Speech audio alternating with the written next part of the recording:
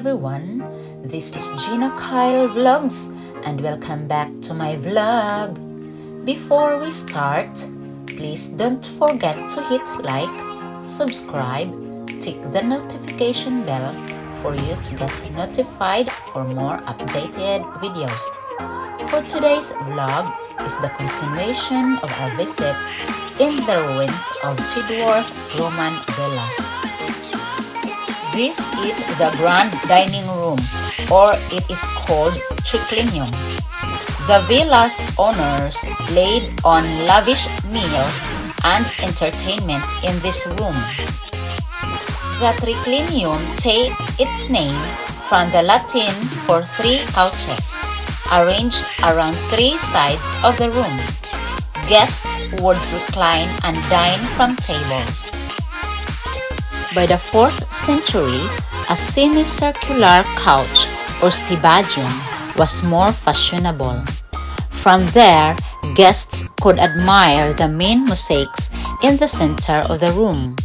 The scenes are based on the myth of Bacchus, god of wine, in an octagonal arrangement.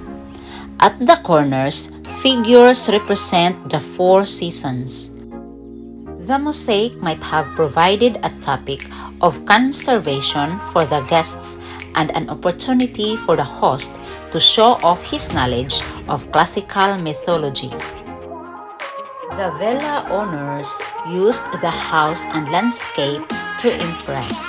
They had expensive terraces cut into the steep hillside. State-of-the-art technologies combined with the layout and decoration of the many rooms showed off their wealth and status.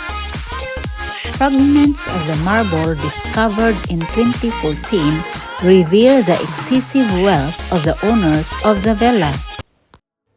A visitor to the villa around AD 360 entered a world of spectacle and color. They walked on floors covered in mosaic patterns and pictures, and through rooms and corridors of brightly painted walls and sculptures. The fragments of painted wall plaster gave a small hint to the vivid and bold color schemes throughout the villa.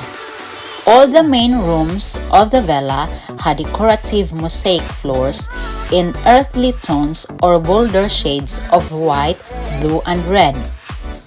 Window glasses was a luxury, but fairly easy to produce. A glass cylinder was blown, cut in half, and flattered on a bed of sand. A striking balustrade with bold S-shaped motif shows how the villa was designed to impress. The niche is from a mausoleum site above the villa. It was destroyed when a railway line was cut through. You can see the remains of Roman engineering all around the villa.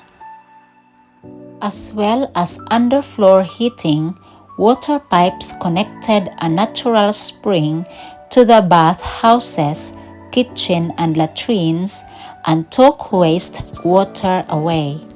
The furnace heated the air for the underfloor hypocaust and water for the plunge baths, revealing more of Tidworth's secrets. The first of 6 summer excavations kick-started in 2013. The archaeologists focused their trowels on the remains in the north range of the villa. They wanted the digs to tell them more about the history of the buildings and more rooms here. The water shrine or nymphaeum. The nymphaeum is built over a pole fed by a natural spring which still runs today.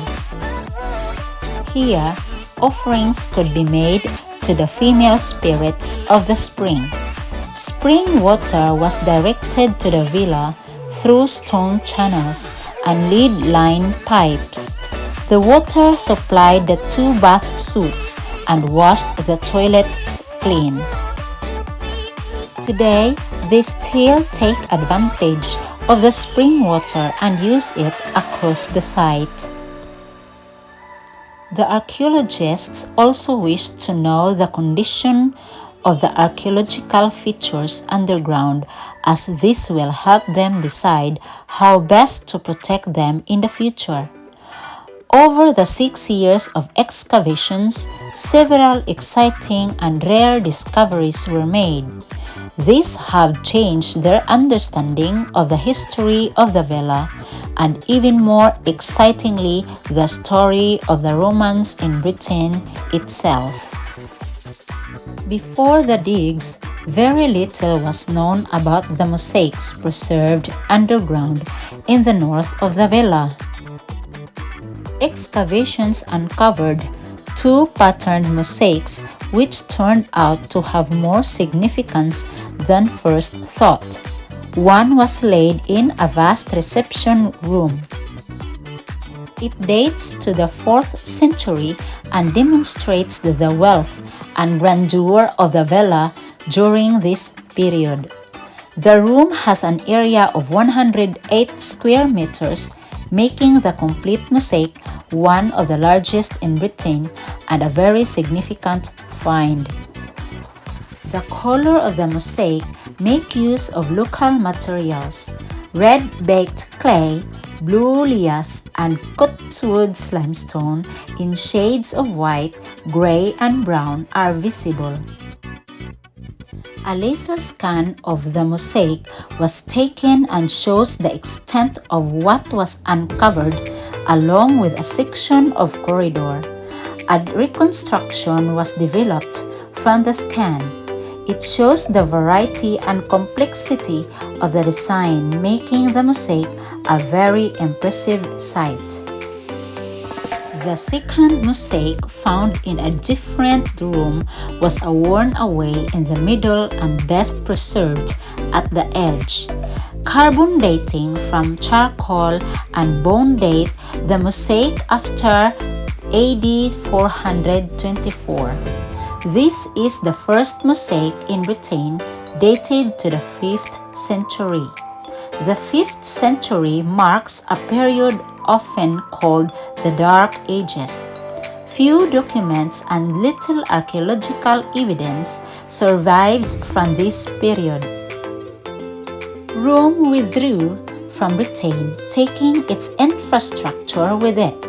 Craft and service industries went into decline. This find is so exciting as it provides striking evidence for a gradual change after the Romans left, rather than a dramatic downturn in fortunes. The creation of a new room and laying of a new floor suggest individual wealth and a mosaic industry continuing 50 years later than expected. In 2018, archaeologists excavated a fragmented mosaic floor. This was part of a large reception room that joined the smaller rooms here. The mosaic has been recovered to protect it. They are exploring the best way to make the mosaic accessible to everyone whilst protecting it. The purpose of the rooms next to the bathhouse was unknown for a number of years. These rooms are likely to form the reception suite, including the reception hall or aula and semicircular room or apsidal where the owner would sit to receive guests. Archaeological digs between 2014 and 2018 uncovered a great mosaic floor in the aula, 18 meters long, running the length of this reception area. Only honored guests would be welcomed into this space. Farther down the North Range, there is an example of an underfloor heating system made of limestone pillars or pillei. Hot air was channeled under the floor, which was originally supported on these pillars. Hypocaustes such as these provided underfloor heating to rooms around the villa. In the mid-4th century, a suite of rooms was added to the far end of the north range. There appears to be another dining suite like the triclinium in the west range under the covered building. Why would a second dining space be needed? It could be that men and women had separate dining rooms, or more likely, given the south-facing location and a difference in size, the villa was able to boast both a summer and winter dining suite. The reconstruction of the north range of Chedworth Roman Villa, showing the bathhouse with marble veneer and large reception room mosaic. I hope you got more information about the latest find and more upcoming findings in the villa soon. This is it for now. Thank you all for watching. See you on the next one. God bless and more power to all. Bye!